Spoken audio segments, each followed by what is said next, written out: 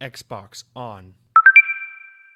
Welcome to Xbox On, a podcast with one host about one console, the Xbox One. I am said host, Jesse DeRosa, and on today's episode, we'll be talking about the latest Xbox news for the week of September 23rd, 2020, including, in what can only be described as one of the biggest acquisitions in gaming history, Microsoft have announced that they have purchased Bethesda and its sibling companies. Xbox Series X and S pre-orders went live this week and were arguably a mess. We got some new updates on Xbox accessories and more.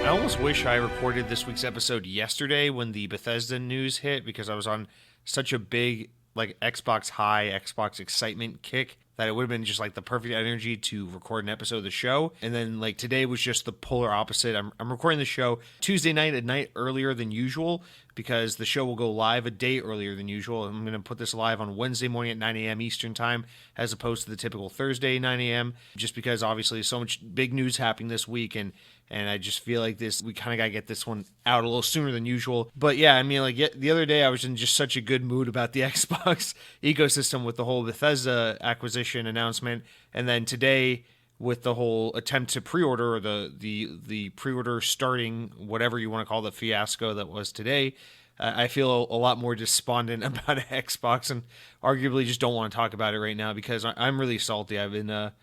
I kept trying to just put goodwill out there, hey, you have a small audience, but, there's a handful of people out there listening to you, so I feel like I have somewhat of an obligation to say if you're an Xbox fan hoping to get your hands on a pre-order for a Series X or a Series S, then, it's really, it's my duty to try and nudge you guys and remind you guys so that you're given a fair opportunity to get your pre-order in. And, I got a tiny handful of people who follow me on Twitter, particularly for Xbox related things. So again, I'm I feel like I should try to keep people in the know, make sure everyone gets their pre-order in. I've been trying to keep my brother in the loop about, Xbox pre-orders Tuesday morning. And then finally Tuesday morning rolls around. I'm like, okay, what about my pre-order? So, I got the new Surface Duo. I'm trying to use the two screens to the best of my ability. So I got Best Buy on one screen. I got Microsoft Store on a second screen. I'm waiting. It's almost 11 a.m. here on the East Coast when the pre-orders go live, and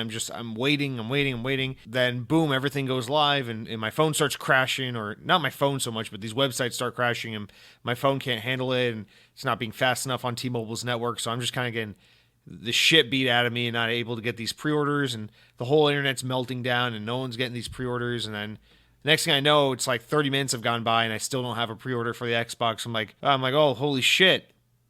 Fuck me. I guess this really is going to be the podcast about one console, the Xbox One, because I'm never going to be able to upgrade to the Series X after all, it appears. But I mean, obviously, a little just self-pity, self-serving kind of story here, but I'm just a little salty today. I spent the rest of the day, I was at work trying to just hide and sneak away wherever possible to whip out my phone and try and get an opportunity to check all the websites, check Twitter, see what people are saying. Oh, this site works, try this link. Oh, I found some success here, just keep trying at Amazon, whatever. And just to no avail. I just was not able to get my hands on a goddamn Xbox pre-order, and I'm just really bummed about that. So I'm trying not to be a whole dickhead about it because, there's obviously a lot bigger things going on in the world. And, if I got to wait an extra couple weeks or whatever it is till I can finally get my hands on one, that's not the biggest deal. But then things take a turn for the better. My brother reaches out to me and he says he was able to get his hands on not only one pre-order, but two pre-orders, one through Walmart and one through Amazon. So I don't know if the Xbox gods are just in his favor, but he was able to get his hands on two, and not two because he was going to scalp one and keep one, but two because he knew I was having trouble acquiring a pre-order. So he's like, hey, I got myself one and I was able to get you one as well. So my brother sweeps in and saves the day. I'm now forever in his debt. My brother Josiah, who comments and listens to the show regularly, you may recognize him. Everyone, let's be sure to give Josiah a huge shout out this week for saving the day. Listen, I wouldn't be able to deliver the Xbox Series X launch era impressions that I'm going to be able to provide to you if it weren't for his swooping in the last minute there and securing me a pre-order. Now I'm still just like in the most like entitled and selfish way. I'm still just a little bit bummed because I don't know. It just doesn't feel like I got a pre-order. Like I wanted to acquire my own pre-order, like get my confirmation email to my email address, know that it was shipping to my home address. Like I just don't feel like I have one, like a pre-order locked in because I don't have that email solidifying it. So like my brother forwarded me the email, but the Xbox is actually shipping to his house in Atlanta, and then he's gonna have to mail it to me. So I probably won't get it until like the second or third day that the box is out, which is fine.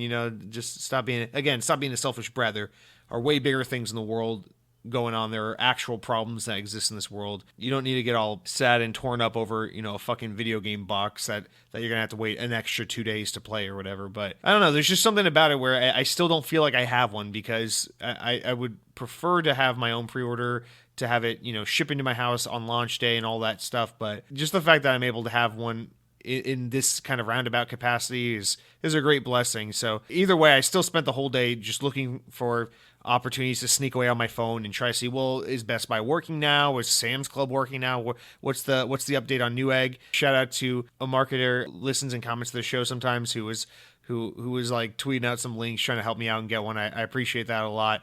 And just a bunch of, I don't know, I guess that's the good thing is I guess that's the nice part in all this is I did see a lot of people just, whether it be social media or whatever, I saw a lot of people just kind of trying to reach out and help a friend out, help a fellow Xbox fan out any way they could by just, sharing links, telling them what worked for them and things like that. But overall, it seemed like kind of a bit of a shit show where just not many people were getting pre-orders.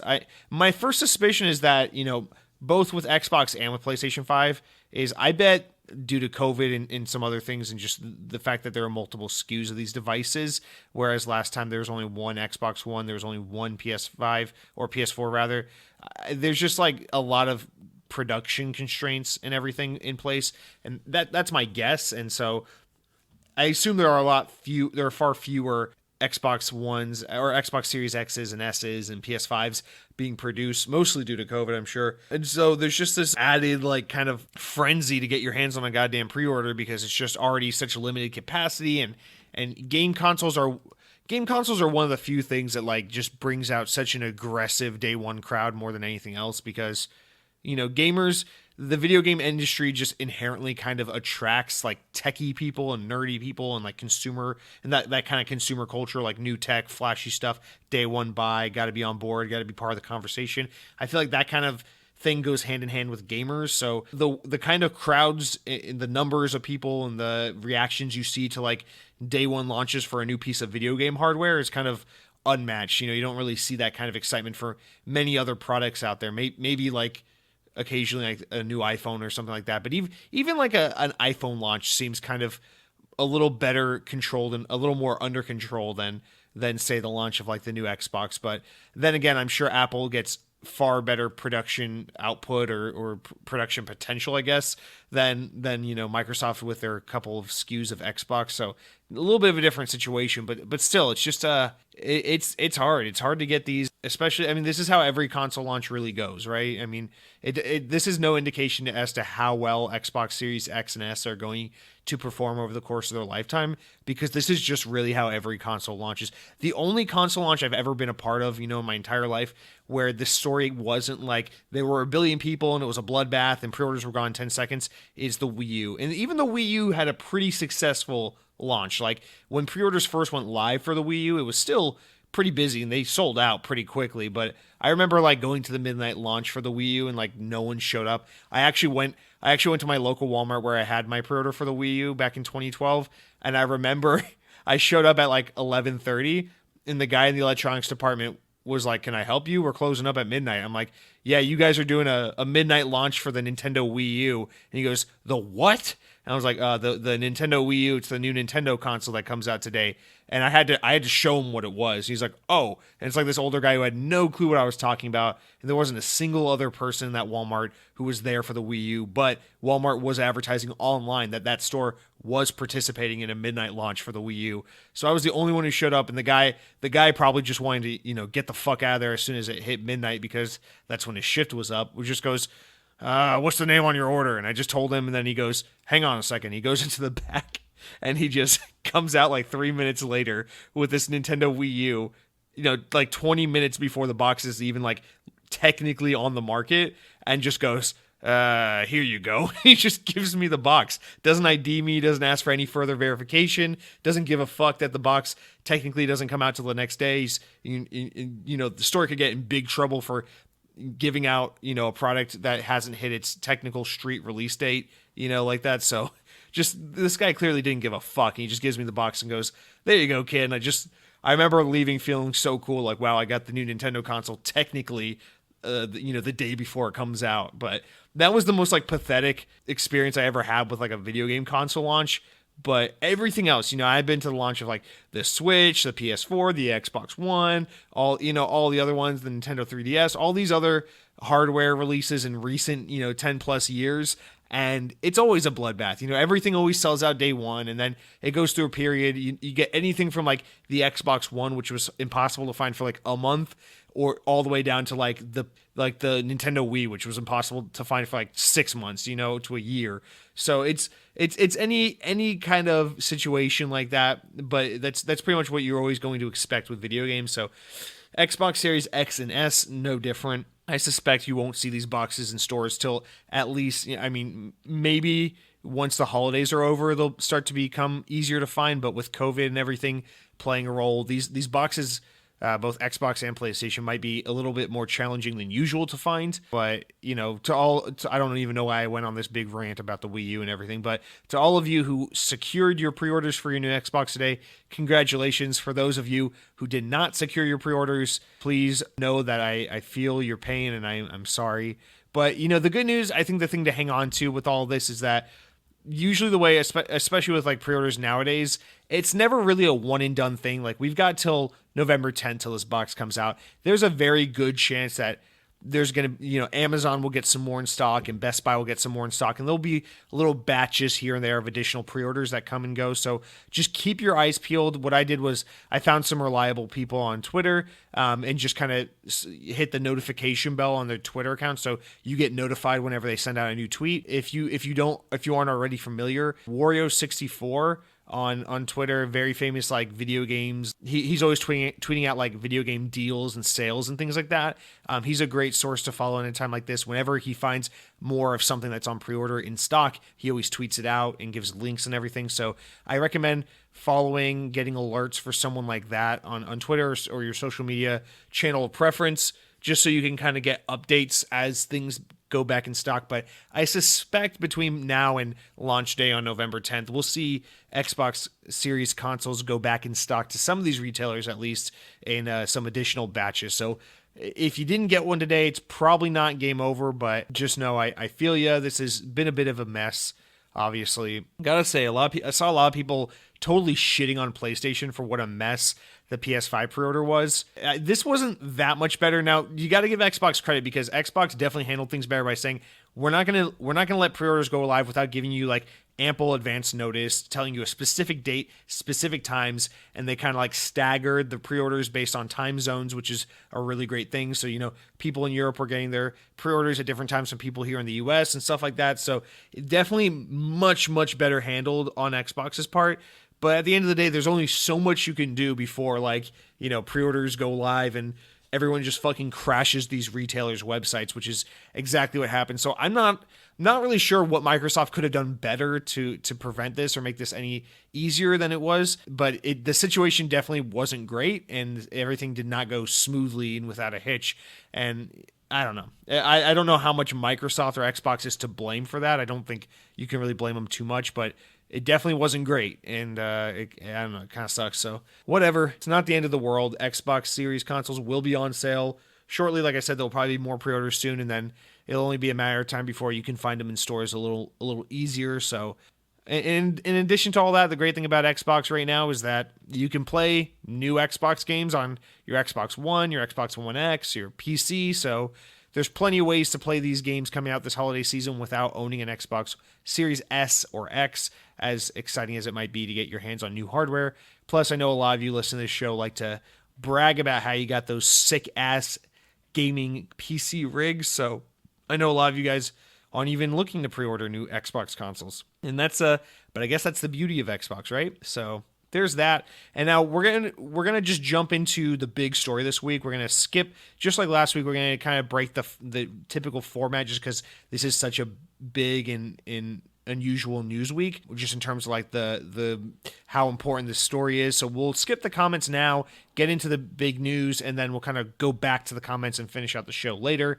So without any further ado, let's jump into this massive Microsoft acquiring Bethesda story, which I still just doesn't sound real every time I say it. So there's a couple things I want to get into rather than just writing this like a normal news story. I'm going to read you like word for word the post that went on Xbox Wire, and then I have some quotes from Phil Spencer and Satya Nadella that I want to go over as well. So let me just humor me for a second. I'm going to read through these couple of paragraphs from Xbox Wire.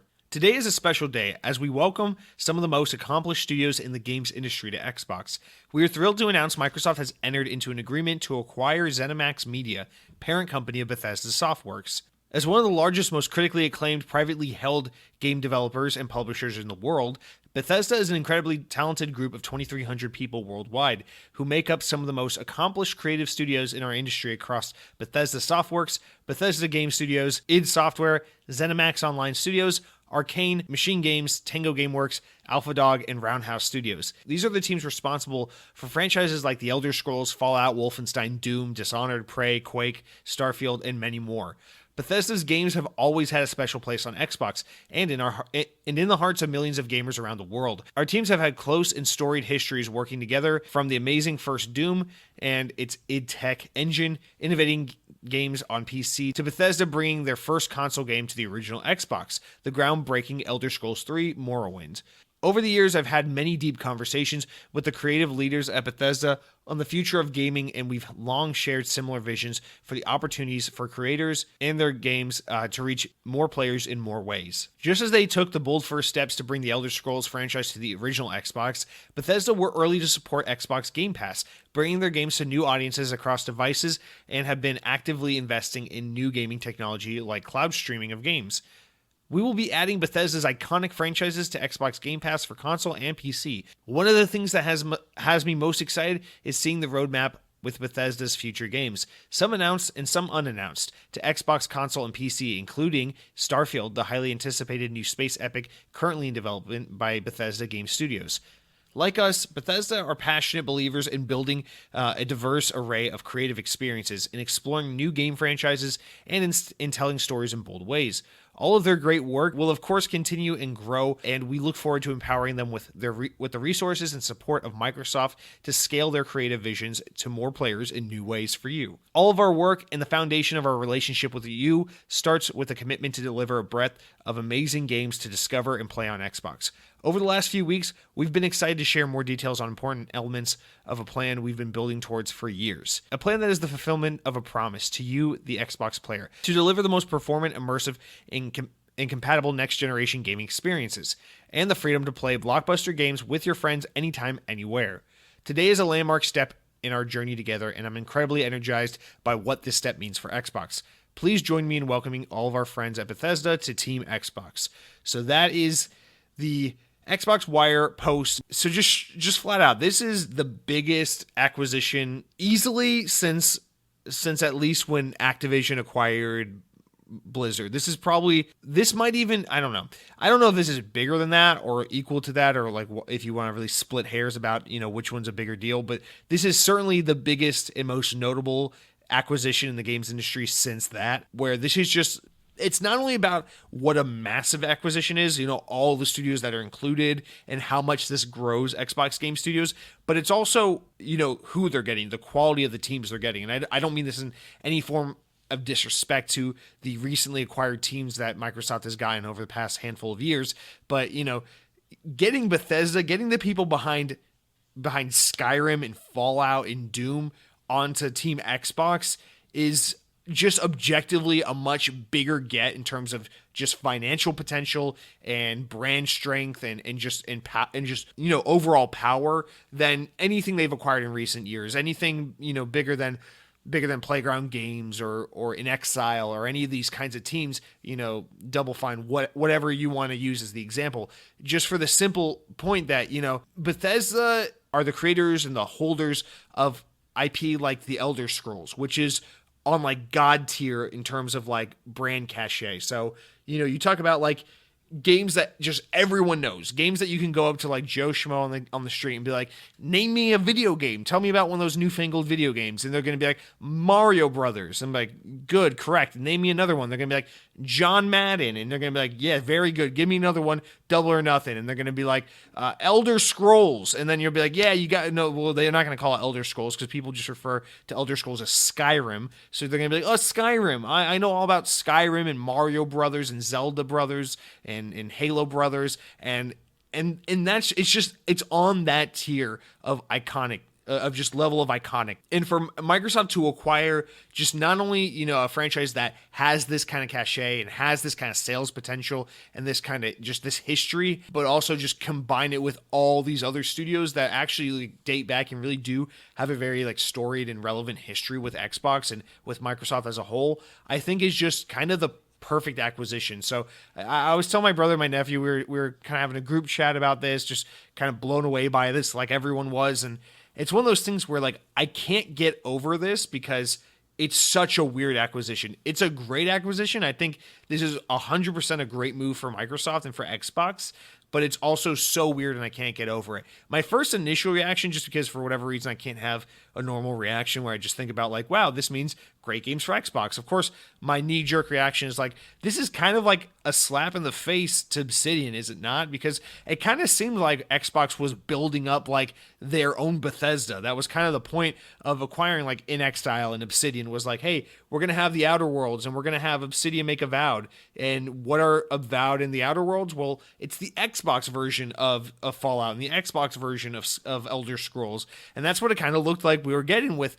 Xbox. I was like, I love that. I love that Xbox and Obsidian together are basically saying, hey, Bethesda, we're going to out Bethesda you. We're going to make a better Fallout. We're going to make a better Elder Scrolls game because you guys are taking too long to make these games and they're too buggy and they're not as impressive as like modern open world RPGs like The Witcher. So like, I love this idea that Microsoft was going to kind of have their own team do their own version of this and kind of compete with Bethesda. And that's what was really exciting about what we were gearing up for. And then all of a sudden they're like, no, we're buying Bethesda. And there's a part of me that's like head scratching where I'm like, well, that's a little bit redundant, is it not? Because now it's like you got Fallout and Outer Worlds, and you got Skyrim, and you got Avowed, and it's like, now you're just kind of overlapping, you're doubling down on like the same kinds of properties. Do you really need that? I thought you were taking these guys on, not just adding the whole redundancy to your belt, So that was kind of my first reaction. And the other weird thing is there's kind of some animosity with some of these studios, like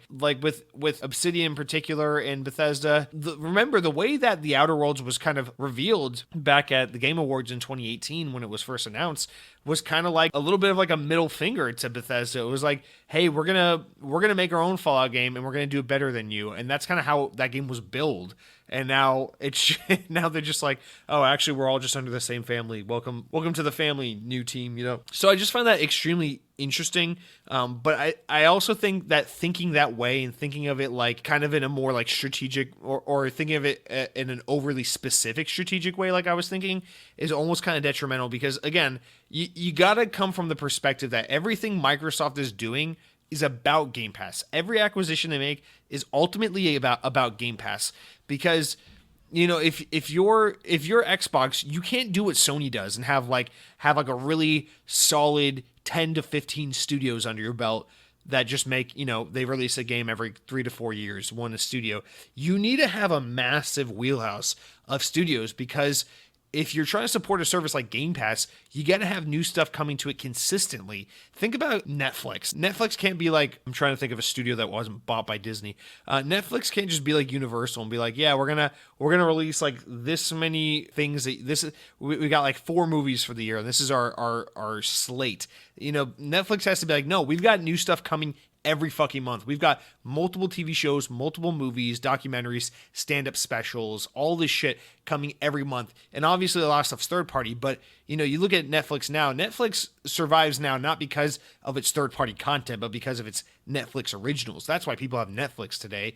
And so it's all about, new content constantly. So if you're a Microsoft, if you're an Xbox, if you're trying to support something like Game Pass, you have to have new content coming on a consistent rollout. So you can't just have 10 to 15 solid studios. You need to have 25, 30, whatever studios. And so as we have it now, it looks like Xbox is at about 23 studios.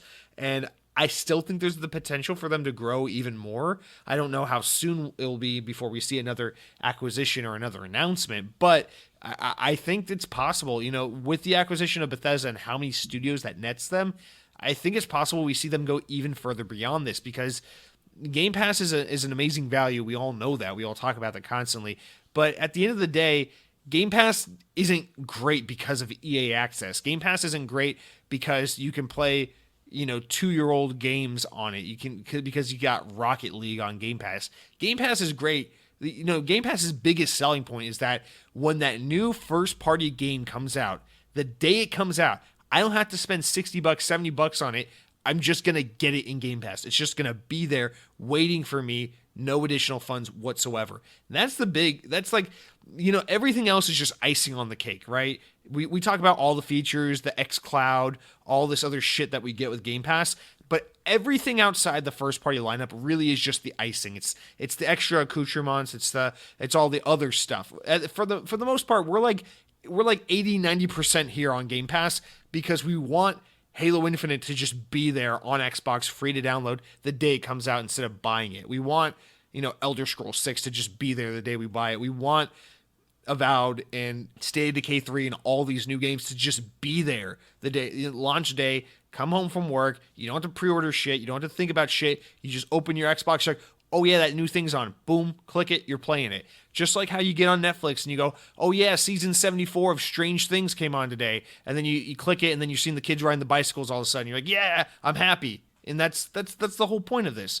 And so a lot of this is twofold. It's okay, well now, now the big RPG fans are going to be super satiated because Microsoft has so many RPG studios. They got Exile, they got Obsidian, they got Bethesda, they've got Playground Games is making Fable. They have all these new RPGs coming, like boom, boom, boom. So now you're looking at Xbox, and this is the console that 10, 15 years ago everyone was saying, oh, that's just the shooty console, that's the Halo, the Gears of War, the Call of Duty console. No, now it's the home of the RPGs. And remember, RPG is that genre, especially open world Western RPG. Oh my god, that's that genre that gamers just kind of arbitrarily hold up as like the holy grail of video games. If you make a first person shooter in a military setting, people don't take you too seriously from like a artistic or like a real gamer experience, because it's the shooting, it's the guns, it's for the plebeians. But the second you make a game that's like, oh, it's big, it's open world, it's 80 hours, there's dragons, there's lore. You guys like lore? You're gonna read all about the lore in this game. And you get the first person, and there's character agency, and you can give your character pink hair. The second you do that in a video game, all bets are off. Fucking video game nerds go nuts for that shit. So the fact that Microsoft is now the premier place to go for massive open world Western RPGs is fucking mind blowing. And think about it. What, in terms of like first person Western RPGs, what do they not own now? It's CD Projekt Red. So yeah, they don't have Witcher and Cyberpunk, which, don't get me wrong, that's a massive one. But everything else is pretty much on their side. The only other, you can argue, well, Sony is kind of getting in that space now, not the first person thing so much, but their games are basically big open world Western games with RPG elements. I guess now you think about like Horizon and Days Gone and stuff like that. And I guess Ubisoft, if you want to talk about games like Assassin's Creed, which is of course third party, so it's on Xbox anyway. But when you think about like the premier franchises, some of the biggest names in these open world RPG element, whatever, questing games, Xbox is the premier place. And it's crazy how, just a few years ago, people were writing off Xbox as Xbox One has no exclusives. It's just Halo 5 and Forza and Forza and Forza and Forza and Gears 4 and Forza and Forza. And now here we are, fast forward today, and it's like, wow, Xbox is going to be the most powerful console ever made, the most affordable console on the market, all the open world RPGs, Game Pass, the best value in gaming. holy shit. And like all of a sudden it's like Xbox is looking impossible to ignore in terms of its value and the quantity and the quality of what it has to offer. And I think maybe that last word is the biggest thing to harp on here is Bethesda is going to bring the quality to Xbox that they are desperately in need of. And again, I don't mean this as like a slight to anyone. You guys know I think like the Coalition 343 makes some of the highest quality games on the out there in the world right now, of course. But again, no disrespect to some of these smaller studios, but when you think of like Undead Labs or like Compulsion Games, you're not thinking like the biggest must-play like holiday blockbuster games. Everyone's gonna be talking about the shit. Got to get your hands on. We Happy Few. That's not what those studios make. And Microsoft's bought in a lot of those like pretty good, double A like kind of quality teams that make cool games that Xbox gamers will enjoy and gamers will enjoy, but not like not everything they're doing is boom Halo after they're not making like God of War after Uncharted after Last of Us, like boom boom boom. They've got the whole gamut. And just a few weeks ago we were talking about how great that is because they got a little something for everyone. If you're a racing guy, if you're a first person shooter guy, if you're a 2D platformer guy, they got all the facets kind of covered on Xbox, and I love that about Xbox. But now they've also got just so much AAA quality. And that's what Bethesda brings to the table because, when when a new Fallout game comes out, when a new Doom game comes out, when a new Wolfenstein game comes out, these are those games where like gamers and the industry kind of stop and they're like, whoa, this game's out now. Everyone's got to be talking about thinking about this game. And Xbox has so many of those with the acquisition of Bethesda because they already have the handful that they have just being Xbox and with the regular Xbox studios. And now they have the handful that come with Bethesda. And Xbox was already growing. Think about like Everwild from Rare and Avowed from Obsidian and Halo Infinite from 343. And then, Starfield's coming out in a year or two from Bethesda. And then, maybe like, I don't fucking know, like maybe a new Wolfenstein game. Like these are like having this come back to back to back and be like, this is what Xbox has to offer. These are the big new releases. That's an absurdly impressive lineup of just like, don't even think about PlayStation. You're just a person who owns an Xbox and has a subscription to Game Pass. That's the shit that's just going to keep popping up like new game release, new game release, new game release. That's the kind of shit you can come home from work or enjoy your weekend just sinking into, and you don't have to think, all these games are coming out, the new Bethesda games coming out, the new Sonic the Hedgehog's coming out, I gotta save $184 if I want to buy all the hottest games. Like, no, just chill the fuck out because it's all there on Game Pass.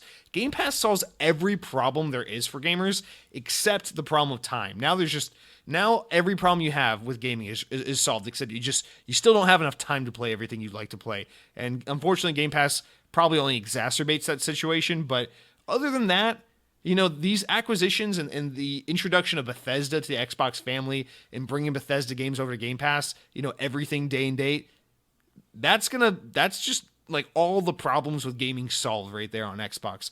And so, obviously that's the big exciting part, right? All these games are going to be there. Starfield comes out, boom, I'm not spending $60-$70 on it, whatever. It's just there in Game Pass. These are the big initial reactions to this acquisition. But then you think about it a little bit further and you're like, okay, so what does this mean for PlayStation? Because obviously first of all, I think the first thing that comes to mind is on PlayStation, we already know two of their like launch window-ish exclusives or timed exclusive games are both Bethesda games. So that's immediately like just like a big WTF moment, right?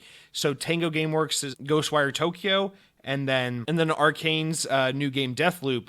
Both of those are PS5 timed exclusives, and now they're owned by Xbox. So it's like, wait, what the fuck does that mean? So, these are games that Xbox is going to profit off of, but will be exclusive to PlayStation. Now, the deal doesn't fully close out this acquisition. They say it's not till fiscal year 2021, sometime like around possibly like May, June next year. But, the profits coming in from these games sold are all going to be going to Xbox's pocket as these games come out over the course of the next, 6 to 10 months or whatever it is. So that's amazing. That's immediately just like a big, okay, so what happens here? Does Xbox just bring these games over to Xbox in addition to PlayStation? Or so, I mean, Phil Spencer immediately said, we're going to honor. Let me just actually read the quote so it make this a little easier. So in a Bloomberg article that kind of went over a lot of this, we got some quotes from Microsoft CEO Satya Nadella and then of course head of Xbox Phil Spencer.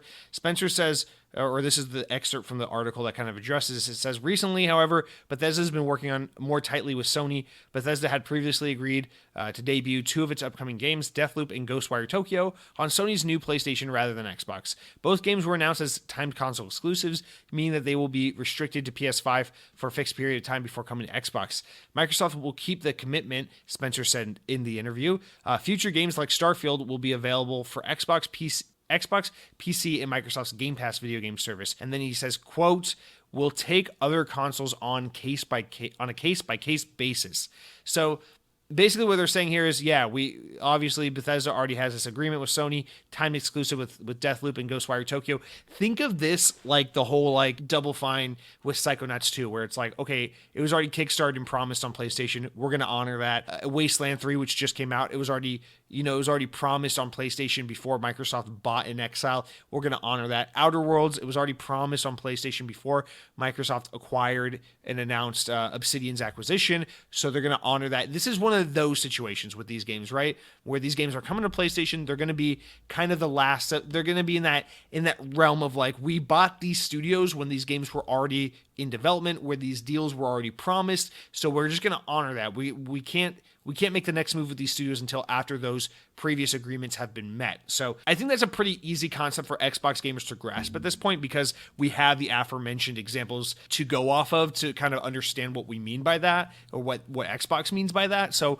that right there is easy enough to grasp. I saw a lot of people kind of grappling with these two games in particular. I think you're overlooking it. These games will come to Xbox probably in a year or so. They might come a little bit sooner than they were originally going to, but they'll come to Xbox. Don't worry about that. But yes, they're going to have to honor that pre-commitment to have them on PlayStation first. That's just how those things work. You can't kind of break contracts and things like that, like this. So just whatever. That is what it is. But then after that, it's the things like Starfield that are the bigger questions. You know, Starfield was announced a few years ago, but when Pete Hines got out on stage at E3 and announced Starfield, or I think it was Todd Howard who announced it, that he didn't show like gameplay footage. He showed like a splash logo and said its name. You know, we don't know what Starfield is. We still haven't really seen it. So with a game like that, it's a little more like, okay, does that have the potential to be solely on Xbox and PC and Game Pass and not come to PlayStation? And so that's kind of where the argument naturally stems off from there, is what does this mean for console exclusivity? And we've seen Xbox be kind of wishy-washy, right? The biggest example is Minecraft. Back in 2014, Microsoft bought Minecraft. Everyone was like, okay, so this means Microsoft is going to take Minecraft off of PlayStation 3, off of Vita, off of Nintendo Wii or U or wherever it was at that point, off of iOS and Android. They're going to leave it only on Xbox. But then that's absolutely not what happened. In fact, Microsoft's like, we're just going to basically let Minecraft operate as its own thing. And they let Mojang make a PS4 version of the game and make a Switch version of the game. And like, they just got VR support for PlayStation VR on Minecraft or Oculus or one of those VR platforms. And they've been like doubling and tripling down on Minecraft across all platforms. We just saw, Minecraft Dungeons, which is a separate Minecraft experience, came to Switch, came to PlayStation. So you see Microsoft kind of take these on a case-by-case basis already. And the precedent's already been set that sometimes when Microsoft buys something that already has a history on a certain platform, they leave it be. And now a lot of the Minecraft kind of argument has been, well, Minecraft's kind of treated less as a game and more as like its own platform, its own service. So that's kind of why they let it do its thing. And so you think, okay, well, what's another example of that? And we haven't like totally gotten one yet, right? Because Obsidian hasn't gotten to the point where they, Avowed would be probably the best example, actually, right? Because Outer Worlds was already, promised to be published by 2K and then, or Private Division, which is owned by 2K. And so it came to PS4 and it kind of had its own prior agreement and everything. It came to Switch even. But now we know, but Obsidian's like, okay, here's our next big game. And this is our first game as a fully Xbox owned studio, fully funded by Microsoft, no previous engagements or agreements between other companies or publishers before Microsoft bought us. And that's Avowed. Avowed is a game that's exclusively for Xbox and PC. It's a Game Pass thing. Fuck everyone else. It's just an Xbox game, right? But now we gotta think, is that what Microsoft's planning to do with Bethesda? They're gonna say, okay, well, the next Doom hasn't been announced yet, and the next Doom doesn't have any precedent for its relationship with, certain platforms. Does that mean it's gonna be only on PC and Xbox?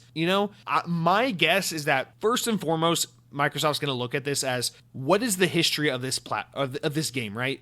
People, yes, Bethesda games have a little bit more of a history on Xbox platforms than PlayStation. You know, like the Elder Scrolls games were on Xbox OG and 360 before, you know, Skyrim came out, and Oblivion kind of came out later on PlayStation and you know, first got life on PlayStation consoles. And, you know, Fallout, you know, was kind of a big showcase in 2008 for the Xbox 360, but now we play Fallout 4 and shit like that all the time on PS4. But these games have kind of a precedent with Xbox. So it's like this whole, like, where's it going to go? My personal belief is that we're going to see series like Fallout and Elder Scrolls and Doom and Wolfenstein continue to show up on other platforms. I don't think by any stretch of the imagination these games are now going to suddenly become exclusive to Xbox.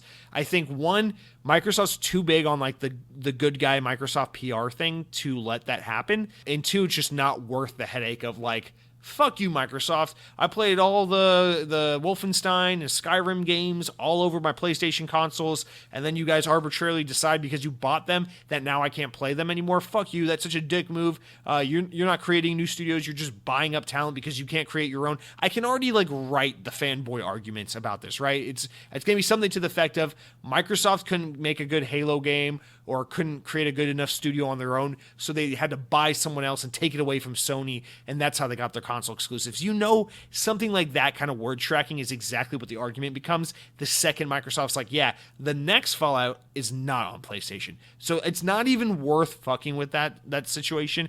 Don't even mess with it. Just happily give it to PlayStation players and continue to make shit tons of money because people are going to buy it on PlayStation. You're going to sell a lot more copies if it's available to that massive PlayStation install base. So I think you'll definitely see those games on those platforms. Now, he talks about the case-by-case basis. That's, of course, referring to like, okay, but what about Starfield? Starfield's a new IP. It's like the Fallout or the Elder Scrolls in Space game, but, you know, we've never had a Starfield game. It's never been on PlayStation. It's never even been on Xbox. Can we get away with that being an Xbox and PlayStation only game, you know, or an Xbox and PC only game and not being on PlayStation? And then that's a little bit of a gray area because we know for a damn fact that the game was teased and announced initially with the implication that it would be coming to all platforms. And so, of course, if it were to not come to PS5, that means obviously things changed because of this acquisition, and that's why the game's not coming to PS5. So that's also a little bit of a gray area. Now, let's say in 3 years, you know, Machine Game says, hey, we're going to take a break from Wolfenstein games. We've actually been working on a brand new IP. It's called Nazi Slut. You play as a Nazi. It's similar to Wolfenstein, but it's not in the Wolfenstein universe. It's its own thing. You play as Hitler. You dress up as a Nazi slut. You go out in the streets and you try to hit on German men and get them to take you around town in their car and buy you nice steak dinners and then fuck you like crazy in the back of your BMW or Mercedes or whatever the fuck it is German people drive, right? And that could be Nazi slut, right? And Microsoft can go, okay, this is a new game. It's a new IP. No one ever knew about this. This was never a thing in any capacity before we bought them. This is an Xbox only game. You can only play Nazi Slut on Xbox and PC. It's available through Game Pass. Fuck you, PlayStation, right? And I think that's where you can get away with it. That's the moment where it's like, okay, fair enough. Microsoft owns you guys. This is a new game. Nazi Slut's a new thing. No one ever promised or implied that it might be on PlayStation in any form or fashion. Whatever. That is what it is. That's what you get for buying Bethesda, right? Okay, but here's the problem is the second you release Nazi Slut on PC and Xbox only, and then you start looking at your numbers because you're Microsoft and you got to make money and that's the point of your business. And you start saying, you know, we make so much more money on Doom and Prey and Rage and all that because we put these games on all the platforms since these franchises have a history with all the platforms. If we just put Nazi Slut on PlayStation, we could sell 40% more copies and the game would do so much better and be so much more lucrative. Why are we arbitrarily drawing the line based on, you know, a property that's been on this console or hasn't been on this console? And you have to start asking yourself, you know, if you're the guy at Microsoft who's responsible for reporting to investors, for reporting to executives at the company and saying, this is how this gaming division is doing. This is how our games are performing. This is the kind of money we're making. And then you're Satya Nadella or you're an investor who has no fucking like stake in the whole like fanboy PlayStation versus Xbox argument. You're just there to make sure these things are making money. Satya Nadella or the investor's going to go, Why does this Nazi slut game not go on PlayStation, but your Elder Scrolls and your Fallout games go on PlayStation? That doesn't make sense to me. There's a lot of money being left on the table here. What's the hang up, right? And so with that, it's like, well, I just don't see financially why they just would leave that money on the table and not make the game multi-platform, considering things like Elder Scrolls and Fallout, which are much bigger franchises and bigger, better sellers than Nazi Slut, are on PlayStation and available to more consumers. So you got to think about it from that angle as well. This is the big thing, guys. Phil Spencer is constantly the guy who's saying, we want gaming to be about where you want to play, who you want to play with, and when you want to play. That's the whole point of xCloud. That's why we have xCloud. It's about saying, oh, you don't have a home gaming console. You don't live in a part of the world where it's common to own a home video game console, or it's expensive for you. It's just not an option for you. Hey, that's fine. Play Xbox on your cell phone. You're a PC gamer. It doesn't financially make sense for you to make a home console purchase when you already have a work computer that can run games just fine. That's totally fine. Go ahead and play Xbox games on your computer. But then it's completely tone deaf to this message of playing games where you want, when you want, how you want it, empowering the gamer, giving the gamer the choice, when you arbitrarily say, well, PlayStation's not Xbox, and they don't play nice with us, and we don't like them, so we're not going to give PlayStation our games. So you get to this point where it's like, it's such a double-edged sword, because if you're Xbox, you're like, well, if we really want to be all about empowering the gamer to choose how, where, when they play, then we should continue to let Bethesda operate as Bethesda always has and make games for PlayStation. And ultimately just results in a lot more money for Microsoft. And so then you say, well, as an Xbox fan, as someone who's deeply invested in the fanboy argument, how does that make sense for me? Why do I care that Microsoft just spent $7.5 billion? Microsoft just spent almost double the money Disney spent on Star Wars to get Bethesda. Why do I care if they're still putting all these games on PlayStation? Well, think about it like this. Think about exclusivity or the benefit to being on a console. Not so much about the exclusive games, but about the value of gaming. And that's really what's been under our nose this whole time. That's the whole point of Game Pass. So yeah, someone on the PlayStation side who's a very big PlayStation fan, who has a lot invested in making sure that Xbox gamers are very unsatisfied with their purchase and their fandom, might say something to the effect of, well, you're a stupid Xbox gamer, because even your good exclusive games like Skyrim and Nazi Slut are still available on PlayStation 5. But my awesome exclusive games like Crash Team Racing 7, Crash gets a new driver's license, and Uncharted 7, Crash gets a new driver's license, and Last of Us Part 3, Ellie's actually got her hand back or whatever. All of a sudden they say, well, those games are only on PlayStation, and Spider-Man's only on PlayStation, and fuck you, Xbox. So you might hear that argument, but here's where Xbox gamers can still get their kicks while Microsoft's still making money off the PlayStation guys. Because you're not paying for those games. And we just saw that PlayStation games are going to start costing $70, and a lot of third-party games are going to start costing $70. And you want to know what? I bet Xbox games are going to start costing $70. We haven't really seen it yet, but I wouldn't be all that surprised if Avowed and the next Forza and all these games are $70 instead of $60. So guess what? You get to save, you get to win, you get to have your little Twitter moment when you say, yeah, sure, you can play Nazi Slut all you want on the PS5, but I didn't have to pay for it because I got it through Game Pass. And that's the value of being an Xbox gamer. That's why you have an Xbox in your living room. That's why you play the Xbox app on your PC. That's why you do the Game Pass on your PC, is because you get that shit for free with Game Pass. You didn't have to pay for it. The PlayStation guy, he's just constantly shooting himself in the foot and disrespecting his wallet because he's like, oh, well, PlayStation exclusives are where it's at and PlayStation's the better console, so I guess I'll just pay $70 for all these Microsoft games that I could just get for free if I played on an Xbox. So I think that's kind of the solution. That's how you have your cake and eat it too. It's saying, yeah, Xbox gamers, you're still going to get all this great value and exclusivity. PlayStation gamers, play your games on your console all you want. Give us a shit ton of money for them. And it's your choice what you want to do with your money. And I think that makes so much more sense, because then Microsoft's making so much money, not just from Game Pass subscriptions to Xbox users, but from PlayStation gamers that are stupid enough to spend $70 on a game they can play for free on Xbox. Think about it like this. I talk about this, I don't know how much I talk about on the podcast, but I'm very wary of this concept of like, guys, the better the value of Game Pass gets, the more mindful you have to be that at some point the price is going to jack up, right? We pay $10 a month for Game Pass, 15 if you have Game Pass Ultimate, combine your Live Gold with Game Pass, which I don't know why that's not the one you have. That's probably the one you have. So $15 a month, $10, $15, whatever. Eventually that price has to go up, right?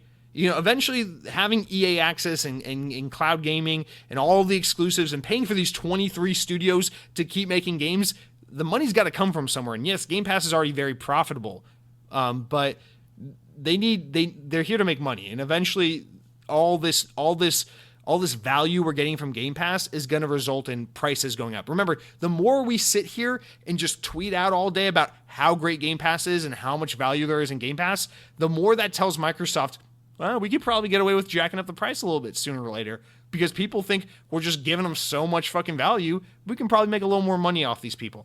And I'm telling you, I'm not saying it's today or tomorrow. I think it's maybe even a few years out. But eventually the price of Game Pass is going to go up. And so how do you put Xbox gamers in the best position to get the most value, the most bang for their buck, the lowest cost of subscription possible, while still getting the most games and the best value and quality of games possible? You subsidize the cost. Well, what do you mean subsidize the cost? This is how.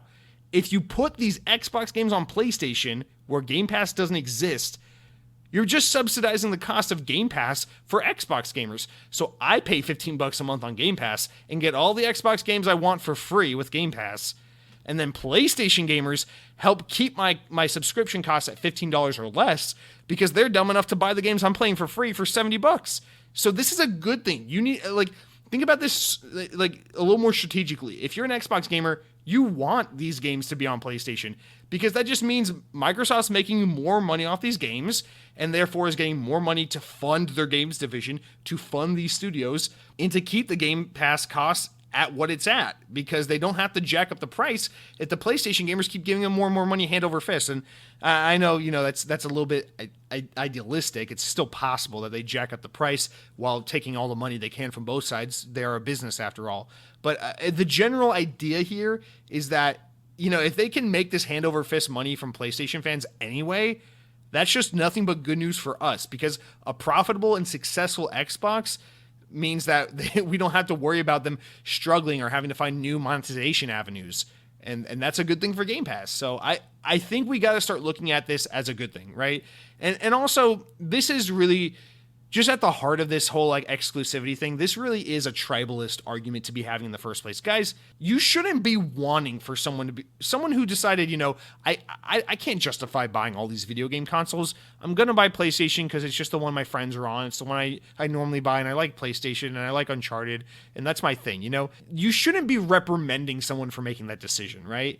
And so the fact that someone can buy PlayStation because it's what they prefer and then still have access to all the great games we get on Xbox, that's something that we should be happy for them, to have access to, it's a good thing that someone on Xbox is like, oh, I'm getting to play your exclusive too because Xbox put it here also. It's awesome.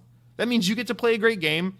And if you're really that tribalist about in defensive of your brand, that just makes your brand look like a better guy, like a cooler person to just be like, hey, yeah, you can have our shit on your platform. Honestly, it just makes Sony look kind of shitty because it's well, Sony's not doing anything for us. Sony's not giving Xbox fans anything. And Xbox gives so much to Sony. And what it really does, and this is the core of what I'm getting to, is it's kind of like Microsoft almost forcibly making Sony like an OEM. When you think about Microsoft's main bread and butter, Windows, the operating system for computers, that's what they do is they make the operating system and all these other companies say, well, we need to put that operating system on our computers. So Dell makes a computer, Lenovo makes a computer, Razer makes a computer, and they put Microsoft software on it. And Microsoft makes money off of all these fuckers because they make the hardware, they fine-tune the experience, they do what they do with it. But at the end of the day, it's Microsoft software on there. And that's kind of in a way, it's almost like Microsoft is sneakily turning PlayStation into Xbox. They're sure, you don't want to put Game Pass on PlayStation because you want people to buy PlayStation services and play PlayStation games. That's fine. We just bought Bethesda. Don't fucking tell us you're going to boycott Bethesda from your platform because Sony has so much money to earn and to keep by keeping Bethesda on their platform. So Microsoft's just Sure, we'll put our Bethesda games on your console. We'll put our Minecraft games on your console. We're happy to make all this fucking money off of PlayStation. Remember, Xbox is taking the focus away from the box and putting the focus on the brand. Xbox experiences, Xbox games, Xbox services. You can play it on an Xbox console, but you don't have to. Sony's doing just the opposite. Sony's playing the old school game of like, we want to sell our hardware. That's Sony's MO, is to sell PlayStation hardware, to sell you a PlayStation box that plays PlayStation games. Very different strategies. I'm not saying one's better than the other. I'm just saying they're very different. So PlayStation has a lot more to lose by potentially putting their games on Xbox and by allowing more of like an open ecosystem, because PlayStation's not the one dominating with the services right now and isn't backed by an absurdly wealthy company that can afford to basically do whatever the fuck it wants. So Sony's the one who has more to lose. PlayStation's a massive brand. It's a powerful brand. It's a very lucrative brand. But Sony lives and dies by its traditional method of make an awesome console, sell that awesome console, and sell amazing games for it. And if Sony can't do just that, PlayStation can't really exist. And PlayStation is such a massive part of Sony's business overall. Xbox doesn't have to do that. Xbox can say, sure, Sony keeps beating us at console sales. We'll just take the focus away from consoles and make it about services and games. And we'll put our games on their platform. And we'll put our services on PC. And we'll put our services on smartphones. And Xbox becomes more about where you play games and what kind of games you're playing than about, does the box have the Microsoft logo on the bottom and say hello from Seattle, designed in Seattle, manufactured in China, whatever the fuck it is that makes an Xbox an Xbox. That's kind of an arbitrary boundary that Phil Spencer keeps talking about in a very direct way of like breaking down and getting away from. But I feel like Xbox fanboys and kind of the console war conversation keeps trying to like almost neglect and just constantly disregard. It's like, this is happening whether you like it or not. This is what Xbox is becoming. And I for one, think it's fucking awesome. I love the idea that people who don't buy an Xbox can still get some of these really awesome games on their console. And that will also financially benefit my brand and my console, thus allowing us to get more great shit on Xbox. So this is just a win-win for everyone. More games for gamers, more money for Microsoft. Therefore, they can reinvest that money into more awesome studios and video games for all of us to play. This is just nothing but good stuff. But I mean, I do understand there's that desire, there's that fanboy flame that says, I just want to see a world where Elder Scrolls 6 or 7, Skyrim's 5, Elder Scrolls 6 is exclusive to Xbox. I just want to see a world where I can rub that salt in the Sony fanboys' wounds the way that they're rubbing salt in my wounds because that new Final Fantasy 16 is only on PlayStation. I get it. You want to have the big win so you can do the social media dunk on the other guys. Let it go. Grow up. That's not what matters here. What matters here is that, again, more gamers get to play more games, which is the messaging of Microsoft. And the messaging isn't because they want to empower gamers. It's because more games in more places for more players means more money for them. It's a good thing for everyone. Trust me. This is a very good thing. So I don't know. That's kind of my initial 2 cents on this whole Bethesda thing. It's a weird acquisition, but it also makes perfect sense. I think it makes very little sense and a ton of sense at the same time. Remember, either Pete Hines or this is either Pete Hines or I think it was Todd Howard, actually, his kind of blog post on Bethesda about this whole acquisition. Now, this is very PR-ish, but he's actually really right. Microsoft in these studios that they're acquiring have a massive history together. You think about Doom and the role that games like Doom and Quake have on the PC gaming market. It's like that's those things go together hand in hand. And PC gaming is Microsoft. That shit mostly happened on Windows. So like that's Microsoft in these studios from the very beginning. You think about like Bethesda coming to console. Bethesda first came to console with Xbox, with the OG Xbox, bringing Morrowind to Xbox. Microsoft helped encourage them to say, hey, we think there's an audience for these open world nerdy fantasy RPGs on the home console. Trust us. They did it. It worked out for them. Oblivion did better, and Skyrim blew up to be like the biggest thing in the world. Xbox and Microsoft, or Microsoft/Xbox and Bethesda / all of its, ZeniMax and all of its own brands, its id Softwares and whatnot, they all have a very close relationship. There's a long lineage here, and I think in a lot of ways that kind of marriage of these two things together makes perfect sense. So it's cool to see all this kind of come full circle and become all one big family. But at the same time, yeah, if you were like me and you were really you were really set on this whole like, oh wow, they're trying to build their own Bethesda competitor by doing Avowed and acquiring Obsidian and Exile, then maybe there's a little bit of like a head scratching contradiction thing happening here. But nonetheless, I'm just super excited about this. I'm sure this is going to be for sure one of those stories where the second I hit stop recording and I start editing this week's show, I'm going to start remembering all the things I wanted to say about this story, but forgot, because it's just such a massive fucking story, and it's crazy. There's so much to talk about. It's so exciting. Yeah, I think regardless of what side you're on, this is. And that's the other thing, actually, thinking of things I knew I'd forget, is I wanted to bring up the monopolistic aspect of this. Now, get yourselves ready, because this is going to sound like some of the most, like, Microsoft fanboy apologetic bullshit I've ever said. But as someone who's, really anti-monopolistic shit, and, like, these companies just kind of trying to consume everything, like you guys know I love Disney. I love Disney so much. I'm a massive Disney fan. I really hate the fact that Disney bought Lucasfilm and Marvel and 20th Century Fox, and with that got like fucking Simpsons and National Geographic and all this shit. That's just like, it got disgusting. Like, there was like Disney bought Pixar. I thought that was a perfect acquisition. I love the marriage of Disney and Pixar. That makes so much sense. And to most people, I don't think they really know the difference between Disney and Pixar. I think they marry so well together, and there's such a history between the two companies that it's like no one's going to think twice about it. That's great. But then it's like everything since Pixar, it just got a little more like, I don't know about that. It's like Star Wars, Lucasfilm. I think a lot of people have come around on those two acquisitions. Now that's been a while. And now, Star Wars feels a little bit Disney. Marvel feels a little bit Disney. I think, to give Disney credit where credit's due, I think they did a pretty decent job with making those brands feel a little bit more like part of the Disney family. So I'll allow it. But then you get to like 20th Century Fox and fucking National Geographic and all this bullshit they just bought, and I'm like, all right, that's it. That's where we got to draw the line. It's like, there's nothing about fucking like cheetah documentaries and Wolverine slashing necks and shit that feels like Disney. Like, we're so far past the point of Disney being able to do their cutesy PR bullshit to make you feel like 20th Century Fox is a natural fit for the Disney Corporation. Like, it's just, we're just so far past that bullshit. And so I'm usually one to be very pessimistic and against these kind of monopolistic acquisitions. I hate this. I love competition. I love the idea of like Disney being like, how great would it be if we had that property? Well, we don't have that property. So let's just do our thing. Let's just be more competitive. Let's make something great. Let's make something to combat that or to compete with that. But instead their thing is like, oh, well, we have all the money and people just love our brand blindly no matter what the fuck we do and how many slaves we have in China making our merchandise and how many cast members we employ in our theme parks and pay them like fucking like ants.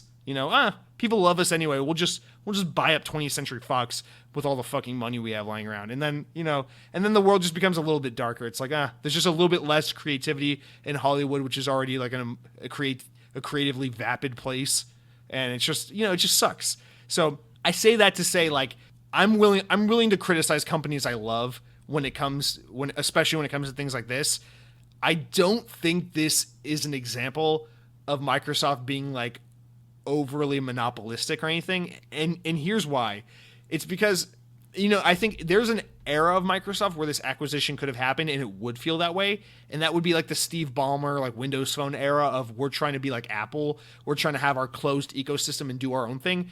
But this Satya Nadella era of Microsoft, where it's all about playing nice with others, really lends this acquisition to be very non-monopolistic. And here's what I mean by that. It's like when Microsoft's thing is like, we will put our apps and services and games on anyone's platform. I don't give a shit, Remember, like, for the longest time, you could get Microsoft Office on a MacBook. Apple's not like that. Apple doesn't play that way. Apple's not like, oh yeah, you can get iMessage on your fucking Windows computer or on your Android phone. Not a chance in hell. Microsoft, or rather Apple, would never do that in a million fucking years. Microsoft's the company that's like, sure, PlayStation, we'll buy Minecraft for billions of dollars and then really invest, or have Mojang really invest in VR features for your VR platform when our gaming platform doesn't even have a VR headset. Sure, we'll let them do that. Because that's kind of Microsoft's approach, is like, there's money to be made everywhere. We can protect and empower our brand while being on competitors' spaces, if you really believe in the power of your brands and your products, you can still protect and distinguish them. I think that's a really big thing Microsoft teaches that a lot of companies could learn from is Microsoft's products and services still feel distinctively Microsoft, even when you're experiencing them on competitors' hardware or competitors' platforms or what have you. And I think that's what this is a great example of is Microsoft's still going to, if Sony bought Bethesda, you'd be fucking crazy to think any of these games would ever see the light of day on Xbox ever. If yesterday the announcement came out and it was like Sony bought Bethesda, I promise you, Elder Scrolls, Fallout, Wolfenstein, Doom, whatever game it is in your brain, that's never coming to Xbox again. That's just dead and gone. That's over. Okay?